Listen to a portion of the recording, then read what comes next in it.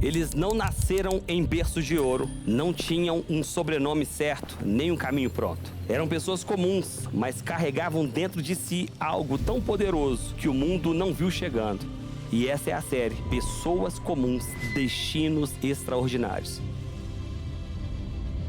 Você vai conhecer hoje uma pessoa que parecia improvável, até que chegou um tempo em sua vida que foi impossível que essa pessoa fosse ignorada. Inclusive, quando você me fez essa pergunta, me veio à mente uma memória de uma história. Você sabe como que surgiu o Prêmio Nobel? Não. A história do Prêmio Nobel? A história do Prêmio Nobel é a seguinte. Existia um cara chamado... Eu não lembro o primeiro nome dele, mas era Nobel o sobrenome, né? Uhum. E ele foi o inventor da dinamite. E aí ele inventou a dinamite com o objetivo de trazer um benefício para a humanidade. Então, porque graças à dinamite, a construção civil, né, passou a ir para um outro nível. A própria questão da indústria mesmo, do alumínio, por causa das explosões, conseguia-se o ferro com maior facilidade, extrair os minerais, né? Essas coisas. E aí, ele viu a dinamite sendo usada para fazer uma bomba. E usada na Primeira Guerra Mundial para matar pessoas. E isso começou a ser manchete dos jornais. O nome dele, o cara que inventou a dinamite que está matando pessoas. O que ele fez com isso? Ele não aceitou usar o nome dele para aquilo. Então, o que ele fez? Ele patenteou a dinamite e os royalties da dinamite, ele criou o Instituto do Nobel. E passou, então, a pegar dinheiro mesmo, usado, né, através da venda da dinamite, para financiar pesquisas e dar, né, o prêmio, né? Uhum. Beleza. Ao mesmo tempo, então... Um cara que fez uma grande invenção para a humanidade, mas que foi usado para algo ruim, certo? O que ele fez com isso? Ele transformou em algo melhor. A história do Santos Dumont.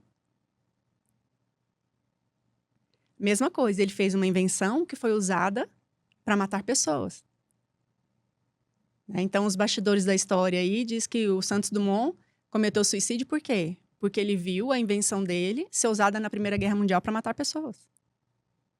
O Nobel viu a invenção dele ser usada na mesma guerra para matar pessoas. Mas o significado que cada um conseguiu dar foi diferente, né? Exatamente. Então, eu acho que a vida é sobre isso. Não é sobre o que nos acontece, né? Mas é sobre como a gente reage, ou o que a gente faz com o que foi feito da gente. Então, quando a gente tem essa mentalidade, que é uma mentalidade de abundância, que é uma mentalidade de crescimento, de que eu escolho a minha reação, já que eu não consigo controlar a ação externa, é que os caminhos são determinados. Então, todo mundo vai ter uma história de dor, e aí, o que eu vou fazer com isso? Eu vou transformar isso numa história de superação, ou eu vou transformar isso numa tragédia? Então, para mim, a vida é sobre isso, e oportunidades é sobre isso. Tudo me é lícito. Mas nem tudo me convém, né? Aí, 2017, você tá lá no treinamento. E aí, você disse que... Você me contou isso esse ano. Eu não sabia, né? Você disse que lá no treinamento, em 2017, você idealizou escrever o livro. Só que, olha que interessante aqui o que você falou. Eu costumo dizer que a vida dá evidências do seu propósito. Porque você tinha diário. Você gostava de escrever. Então, ali já era a vida trazendo evidências de um propósito, né? Pistas sobre algo que você faria lá na frente. Como é que foi essa ideia aí do livro? E conta um pouco, né, do tema do livro, no que você se inspirou e o que ele tem provocado na vida das pessoas. Maravilha. Então, eu sempre tive essa vontade de escrever um livro, só que eu tinha falado, vou escrever... Sabe aquele negócio de que, né, a nossa mente, ela mente, né? Então, sempre, vou escrever sobre o quê? Será que alguém vai ler? Será que alguém vai comprar? E aí, quando eu comecei com o trabalho das devolutivas, né, e de realmente querer entregar a mais para as pessoas, né, eu me lembro uma vez que você chegou em mim, virou e falou assim para mim, Adriana, como que você faz a devolutiva?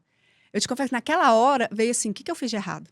Meu Deus, alguém foi falar alguma coisa pro Marcelo, o que será que foi, né? E aí, você falou assim, não, me fala assim o passo a passo. Aí eu falei, faça assim, assim, assim. E aí eu perguntei, mas por quê? Ele falou, não, porque teve uma pessoa que tinha tido uma devolutiva há um ano atrás e acabou de ter uma devolutiva com você e me falou assim que teve essa impressão de que não era a mesma coisa, que era outra ferramenta. E aí, de novo, eu lembrei lá do meu professor de psicologia. A diferença de quem vai ficar lendo a apostila e a diferença de quem realmente quer aprender, quer desenvolver, quer fazer alguma coisa acontecer. Então, e é padrão, né?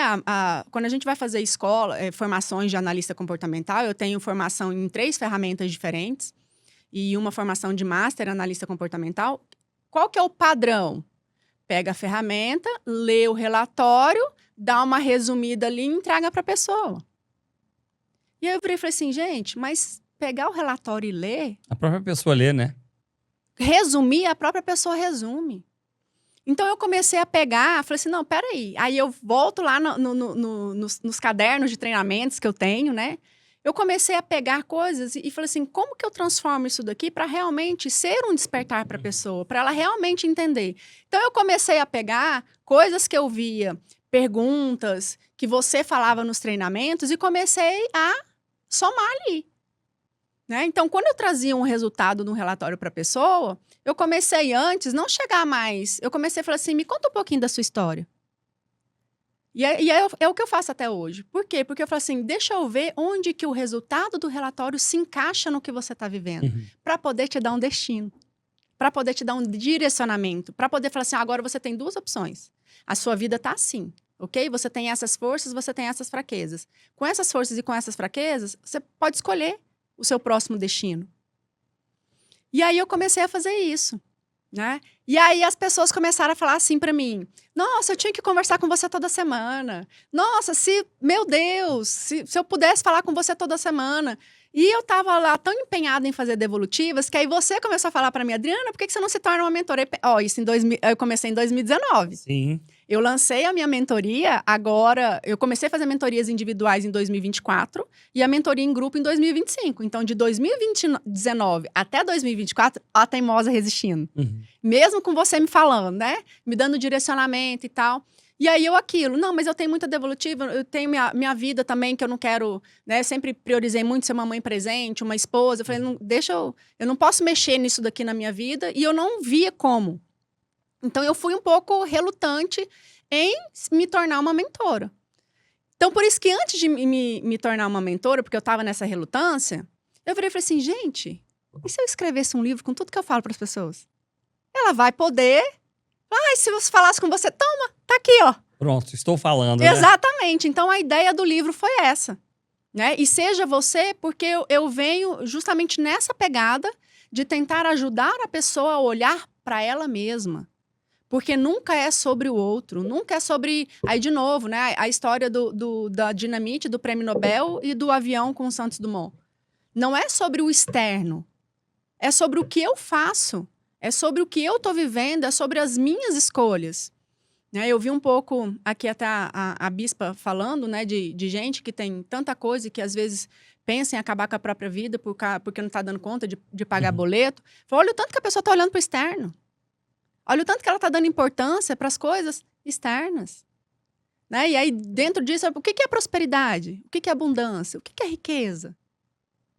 Eu falo, para mim, hoje, eu não tenho milhões, eu não ando com carro importado, eu não moro em casa de condomínio fechado, mas eu me sinto extremamente abundante, próspera e rica, porque eu sou feliz com o que eu tenho. Eu me sinto realizada. E você tem paz, né? Com o que você faz e com o que você tem.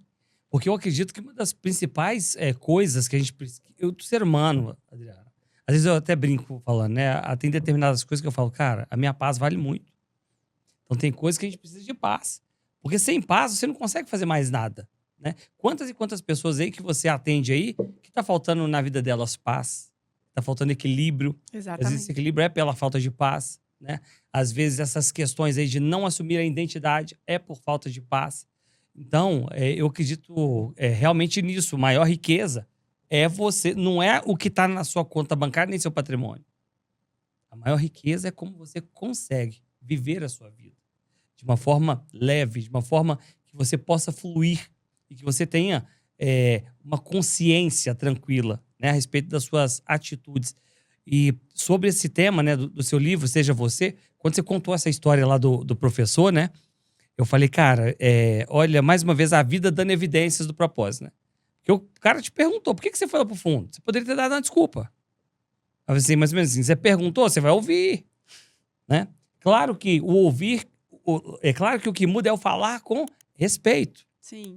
Porque tem pessoas que não conseguem esse falar com respeito. Mas quando você consegue falar com respeito, aquilo traz um nível muito maior de desenvoltura.